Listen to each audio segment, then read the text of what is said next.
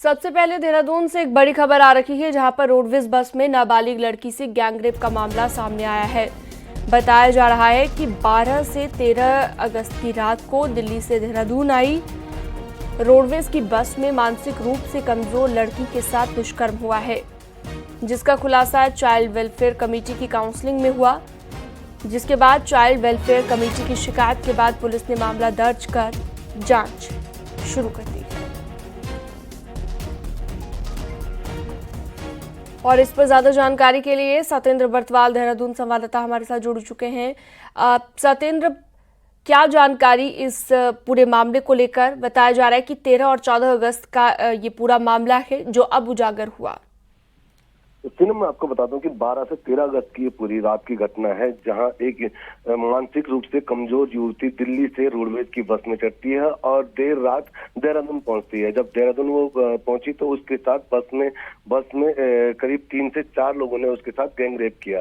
ये घटना का खुलासा तब होता है क्योंकि जब युवती बदहवास स्थिति में चाइल्ड वेलफेयर कमेटी के लोगों को मिली, उन लोगों ने लड़की के साथ 2 से 3 दिन लगातार काउंसलिंग में जब उस लड़की ने बताया कि उसके साथ इस तरीके की घटना घटी है, उसके बाद चाइल्ड वेलफेयर जो कमेटी है उसकी शिकायत पे पूरा मुकदमा दर्ज हुआ है कोतवाली पटेल नगर में।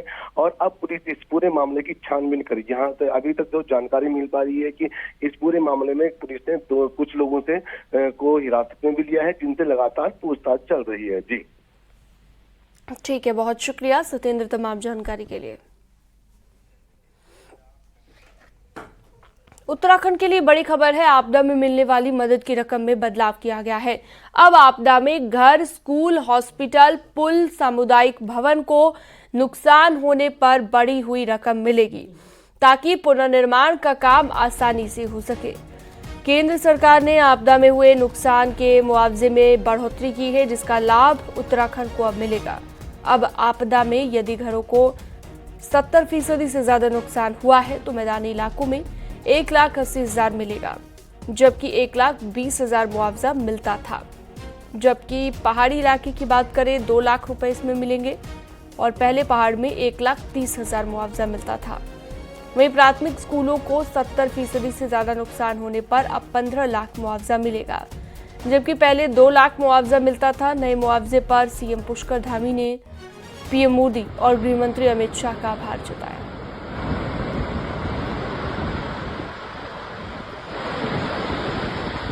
मालपा में पूरा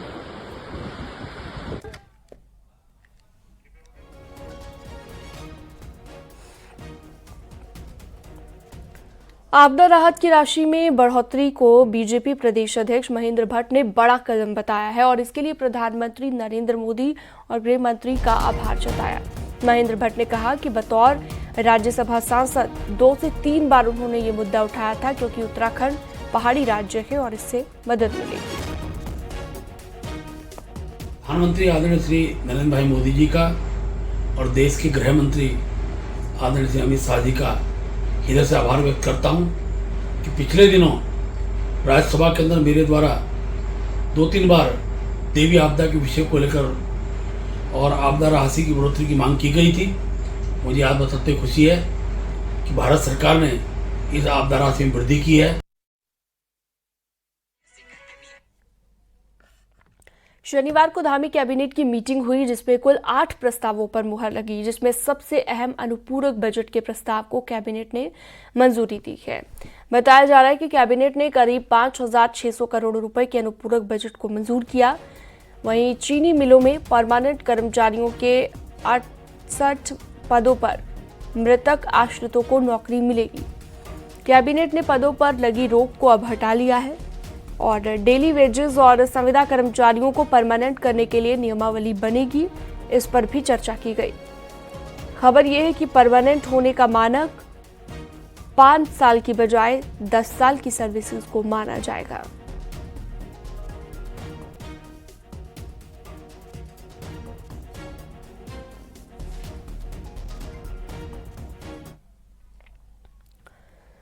जम्मू कश्मीर और हरियाणा में चुनाव का ऐलान हो चुका है, लेकिन केदारनाथ में उपचुनाव का ऐलान नहीं हुआ। कांग्रेस ने इसे बीजेपी की साजिश बताया है, तो बीजेपी का ये कहना है कि ये चुनाव आयोग का काम है, बीजेपी का नहीं।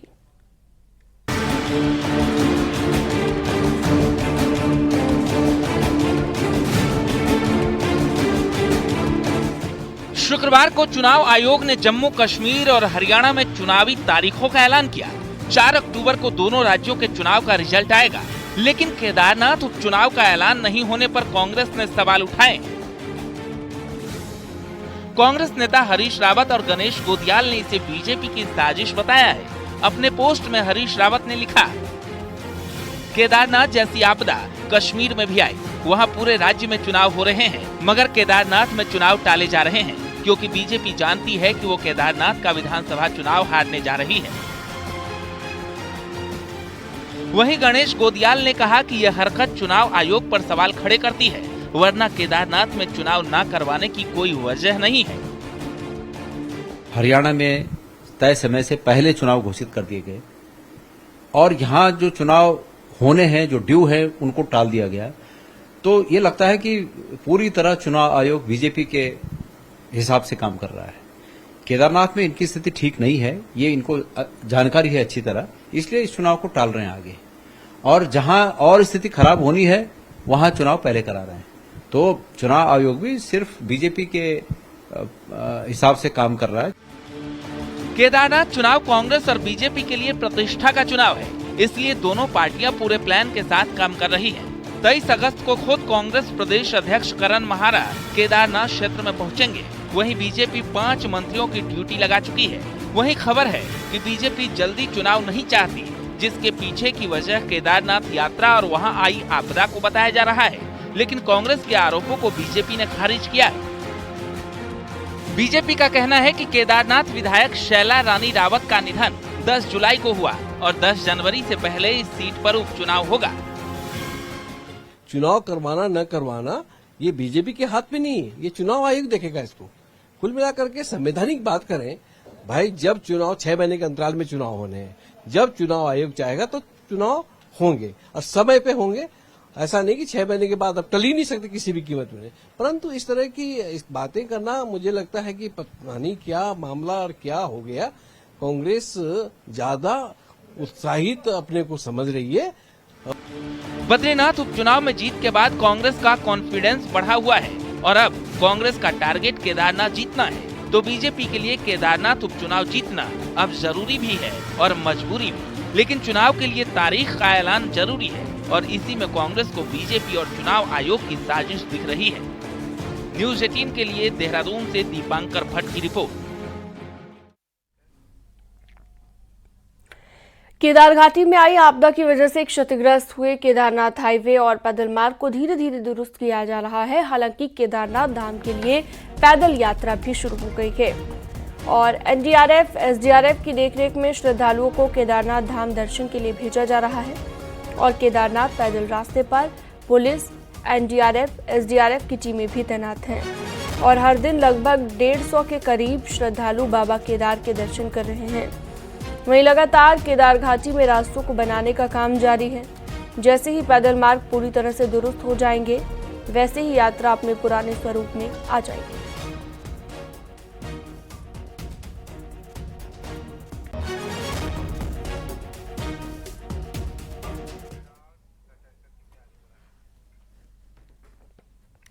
केदारनाथ धाम में कुछ महीने पहले यात्रियों की सुविधा के लिए डीजल से चलने वाली स्पोर्ट्स यूटिलिटी व्हीकल को लाया गया था। अब शनिवार को केदारनाथ धाम में चिनूक हेलीकॉप्टर द्वारा 2 गोल्फ कार भेजी गई हैं। इनका सबसे बड़ा फायदा है कि ये बैटरी से चलती हैं और एसयूवी की तरह पर्यावरण को नुकसान नहीं होता। एक गोल्फ कार में एक समय में 8 लोग बैठ सकते हैं।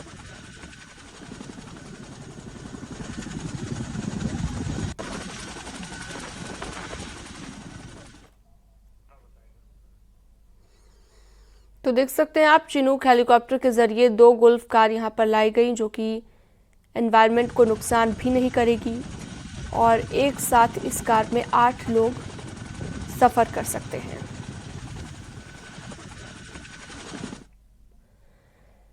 पहाड़ के लोगों की गोलू देवता में काफी आस्था है। मान्यता यह है कि अल्मोड़ा के चिताई गोलू के मंदिर में आकर हर कष्ट, हर बाधा दूर हो जाती है।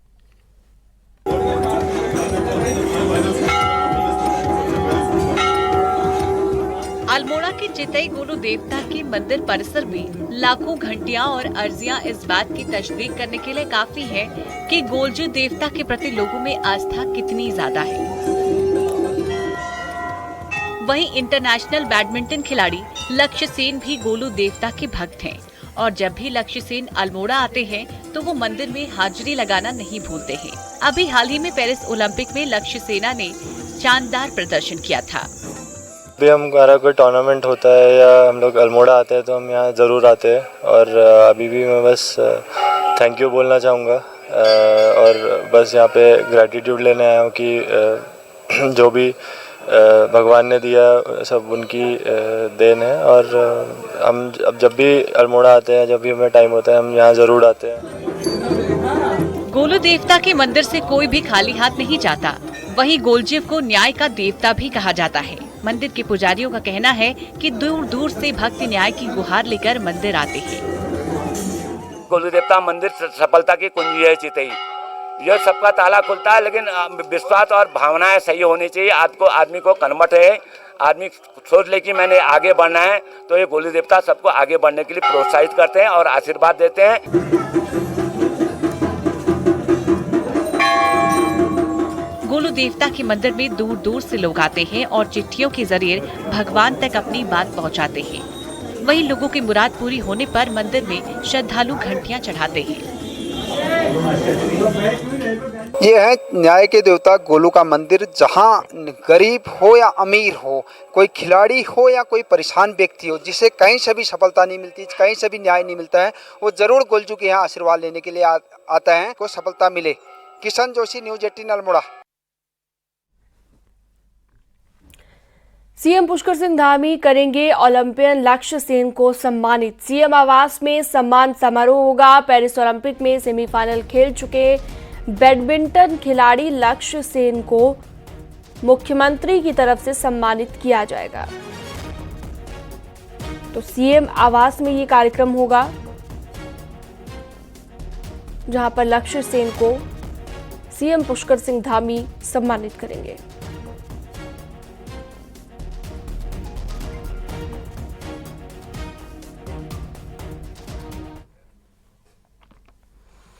राजधानी देहरादून के थाना क्लेमेंट टाउन में जमकर मारपीट हुई, जिसका एक वीडियो भी वायरल हो रहा है, जिसमें कुछ युवक दो युवकों की पिटाई कर रहे हैं। युवकों की गाड़ी भी तोड़ दी गई। मामले की शिकायत मिलने पर आरोपी युवक के खिलाफ केस दर्ज किया गया है। एसएसपी ने कहा कि मामले में मुकदमा दर्ज कर आरोपियों की तलाश जारी है।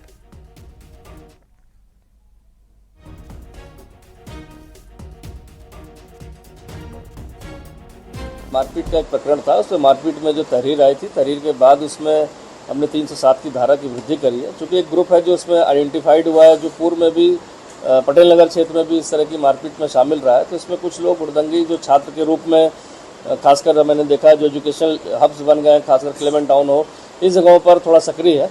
तो उनकी गिरफ्तारी और उसकी वैधानिक कार्रवाई के लिए मेरी टीम रवाना कर दी है। काशीपुर बस डिपो को एआरएम को विजिलेंस की टीम ने रिश्वत लेते गिरफ्तार किया। टीम ने एआरएम को 9,000 की रिश्वत लेते रंगे हाथों पकड़ा। विजिलेंस का कहना है कि बस कंडक्टर से एआरएम रिश्वत मांग रहा था, जिसकी शिकायत बस कंडक्टर ने विजिलेंस की टीम से की, जिसके बाद एक्शन हुआ।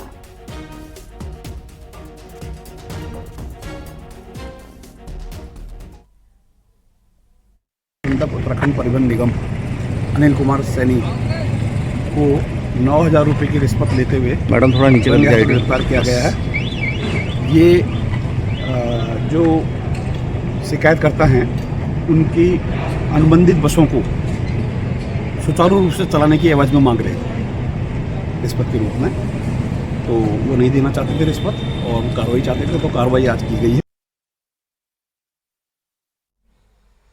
पौड़ी के कलजीखाल ब्लॉक में एक मकान ढहने से बुजुर्ग महिला की मौत हो गई। तेज बारिश की वजह से कुस्याण गांव में मकान की दीवार गिर गई, जिसकी चपेट में बुजुर्ग महिला आ गई। मकान काफी वक्त से जर्जर हालत में था, जिसमें महिला अकेली रहती थी और लोगों ने गांव के जर्जर मकानों का सर्वे कर लोगों को शिफ्ट करने की मांग की है।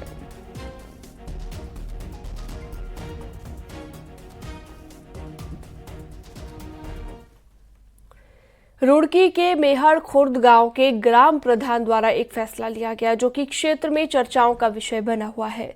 आपको बता दें, ग्राम प्रधान द्वारा गांव में एक खुली बैठक की गई जिसमें फैसला लिया गया कि किन्नरों द्वारा बधाई के नाम पर जो मन माफिक पैसा लोगों से वसूला जा रहा है उस पर रोक लगाई जाए। उन्होंने बोर्ड में किन्नरों के लिए इनाम भी तय किया। अब 1100, 2100 और 3100 रुपए का इनाम ही दिया जाएगा और इससे ज्यादा मांगने पर कानूनी कार्रवाई की जाएगी।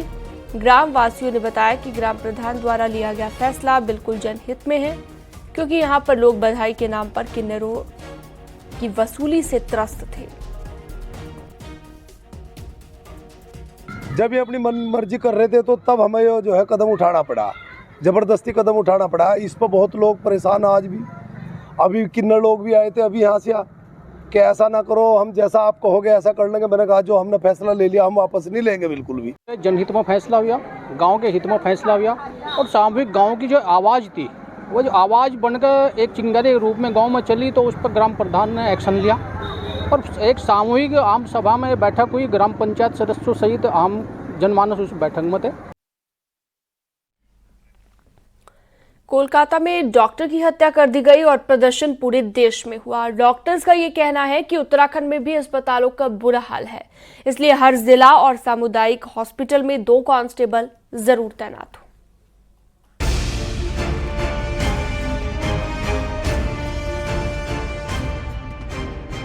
कोलकाता में रेजिडेंट डॉक्टर की रेप के बाद हत्या कर दी गई।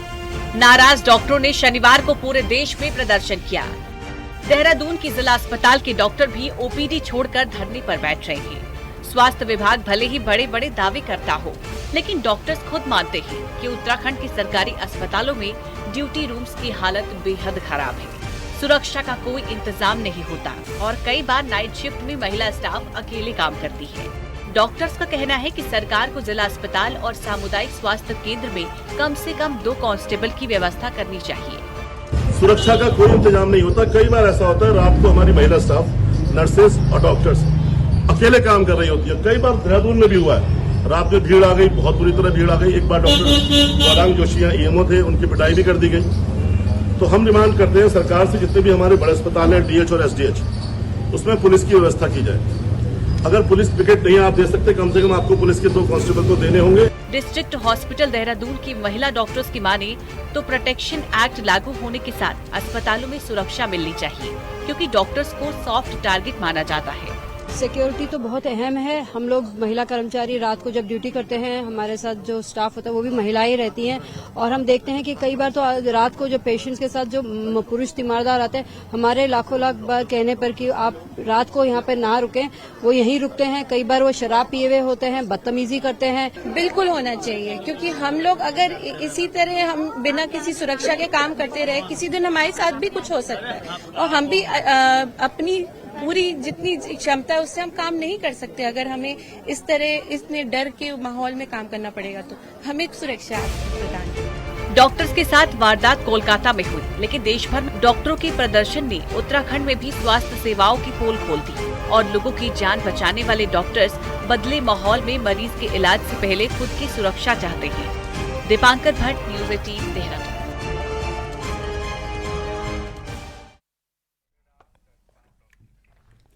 और अब एक नजर पहाड़ की 10 बड़ी खबरों पर। कोलकाता में हुए रेप और हत्याकांड को लेकर हरिद्वार के एक डॉक्टर इतने आहत हुए कि उन्होंने आरोपियों की गिरफ्तारी की मांग को लेकर अनशन प्रदर्शन शुरू किया।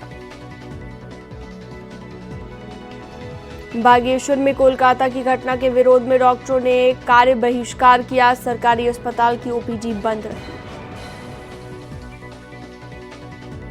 रुद्रप्रयाग में भी कोलकाता में महिला डॉक्टर के साथ दुष्कर्म और उसके बाद हत्या के मामले में डॉक्टर्स हड़ताल पर रहे। चमोली के पीपलकोटी क्षेत्र में लगातार बिजली कटौती से व्यापारी और स्थानीय लोग परेशान हैं। इसके विरोध में युवाओं ने बिजली विभाग का पुतला फूंका। चमोली के कर्णप्रयाग डिग्री कॉलेज के विद्यार्थी परिषद के छात्रों का आंदोलन जारी। 5 सूत्रीय मांगों को लेकर सरकार के खिलाफ नारेबाजी।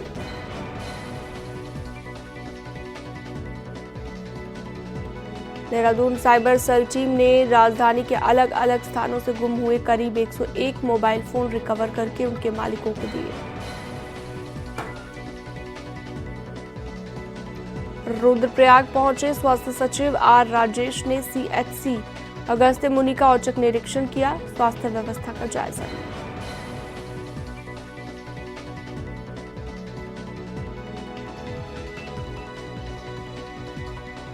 अल्मोड़ा में रिटायर्ड कर्मचारी संगठन ने अपना वार्षिक सम्मेलन किया, जिसमें कर्मचारियों ने अपनी समस्याएं रखी।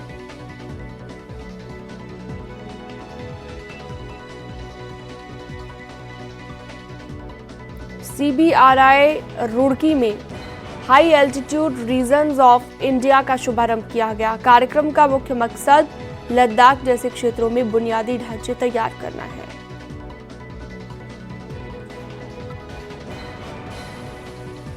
बागेश्वर के विकास भवन में किसान वैज्ञानिक संवाद कार्यक्रम का आयोजन हुआ, जिसमें किसानों को आधुनिक खेती के बारे में जानकारी दी गई।